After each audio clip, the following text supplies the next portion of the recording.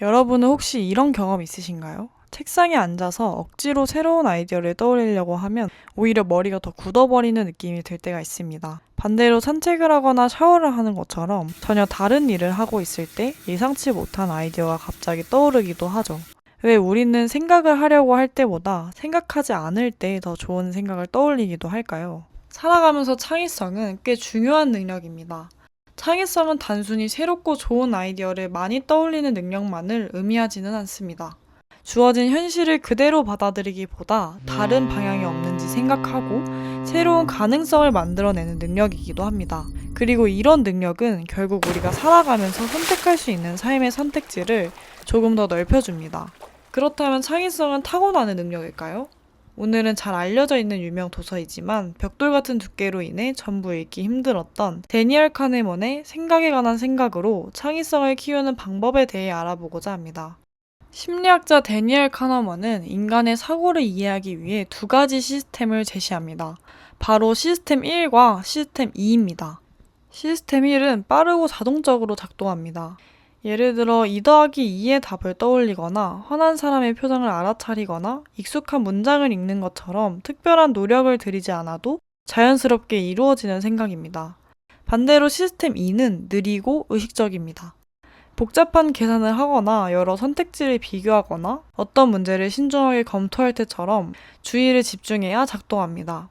우리는 보통 자신이 시스템 2를 이용해 합리적으로 판단한다고 생각합니다. 하지만 실제 일상의 수많은 판단은 그보다 먼저 시스템 1에서 자동적으로 만들어집니다. 그리고 이 특징은 우리가 새로운 아이디어를 만들어내는 과정과도 연결됩니다. 카너먼은 시스템 2를 꽤 게으른 존재로 묘사합니다. 주의를 집중하고 깊이 생각하는 데에는 정신적인 노력이 필요하기 때문입니다. 그래서 사람은 같은 목표를 달성할 수 있다면 일반적으로는 최소한의 노력을 요구하는 방식을 선택하는 경향이 있습니다. 바로 최소 노력의 법칙입니다.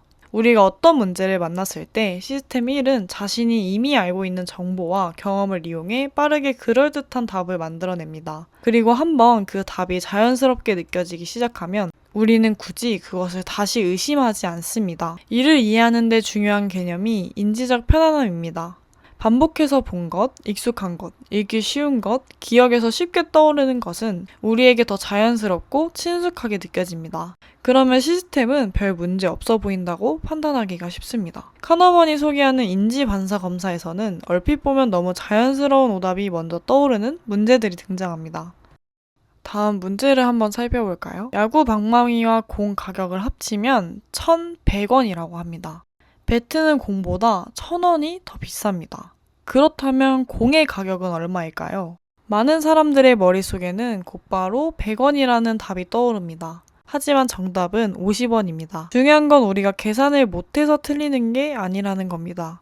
처음 떠오른 답이 너무 그럴듯해서 굳이 다시 생각하지 않은 것입니다. 카너먼의 표현을 빌리면 시스템 1이 빠르게 답을 만들었고 시스템 2가 그것을 검토하지 않은 셈입니다. 문제를 풀 능력이 없어서가 아니라 처음 떠오른 답을 굳이 의심하지 않아서 틀리는 경우가 생기는 겁니다. 창의적인 사고에서도 비슷한 문제가 생깁니다. 어떤 문제를 보면 우리 머릿속에는 가장 익숙하고 그럴듯한 해결책이 먼저 떠오릅니다. 그런데 새로운 아이디어를 만들기 위해서는 때로는 이 첫 번째 답을 지나쳐야 합니다. 처음 떠오르는 생각이 정말 유일한 답일까? 이 질문에서 새로운 생각이 시작될 수 있습니다. 그렇다면 아이디어는 어떻게 만들어질까요? 첫 번째로 연상작용과 점화효과입니다. 점화효과는 시스템 1의 역할이 중요한 연상작용입니다. 예를 들어 제가 갑자기 레몬이라는 단어를 말하면 어떨까요?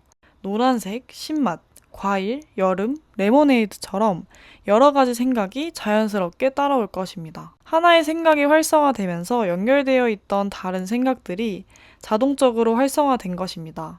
카너먼은 생각이 고립되어 움직이는 것이 아니라 서로 연결되어 작동한다고 설명합니다. 원인은 결과를 떠올리게 하고 사물은 그것의 특징을 떠올리게 하고 하나의 단어는 그것과 관련된 기억과 감정을 불러옵니다. 그리고 하나의 생각이 다른 생각을 활성화하면 그것이 또 다른 생각을 활성화합니다. 우리가 어떤 자극에 노출되면 그것과 연결되어 있는 생각들이 이후에 인식이나 판단에 영향을 줄 수 있다는 것입니다.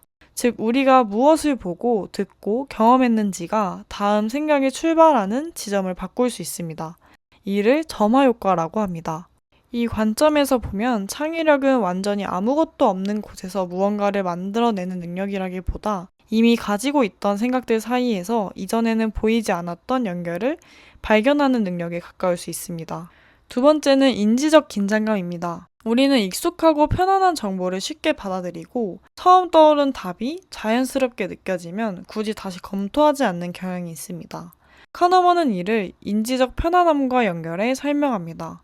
익숙한 문장, 자주 본 정보, 쉽게 처리되는 생각은 우리에게 자연스럽고 그럴듯하게 느껴집니다. 반대로 낯설거나 어렵고 바로 이해되지 않는 상황에서는 인지적 긴장이 생깁니다. 이때 우리는 조금 더 천천히 생각하고 경계하며 시스템 2를 동원할 가능성이 높아집니다.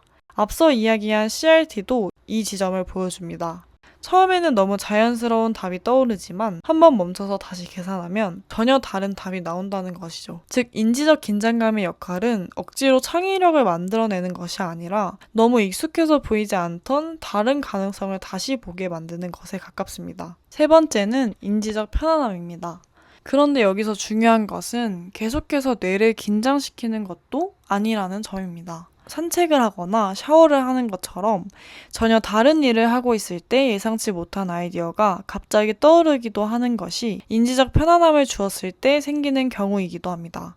카너먼은 좋은 기분과 인지적 편안함이 시스템 1의 직관적이고 연상적인 사고와 연결된다고 설명합니다. 사람이 편안하고 안정된 상태에 있을 때는 생각이 보다 자유롭게 연결될 수 있고 반대로 긴장하거나 경계하는 상태에서는 사고가 더 신중하고 분석적으로 변합니다. 그래서 창의적인 작업에서는 집중해서 생각하는 시간과 생각을 잠시 놓아주는 시간이 둘 다 필요합니다. 어떤 문제를 충분히 고민한 다음에도 답이 나오지 않는다면 계속 같은 방식으로 머리를 붙잡고 있는 것보다 잠깐 거리를 두는 것이 도움이 된다는 뜻입니다. 산책을 하거나 음악을 듣거나 다른 일을 하거나 잠시 쉬는 것입니다.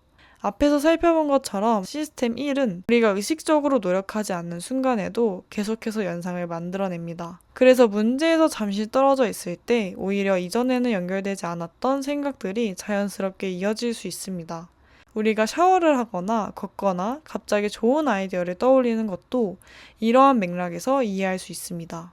즉, 창의력은 더 많은 생각을 억지로 만들어내는 능력이 아니라 새로운 연결이 생길 수 있도록 생각의 환경을 설계하는 것에 가깝습니다. 오늘 준비한 생각에 관한 이야기는 여기까지고요. 저는 또 다른 생각에 관한 생각과 함께 돌아오겠습니다. 감사합니다.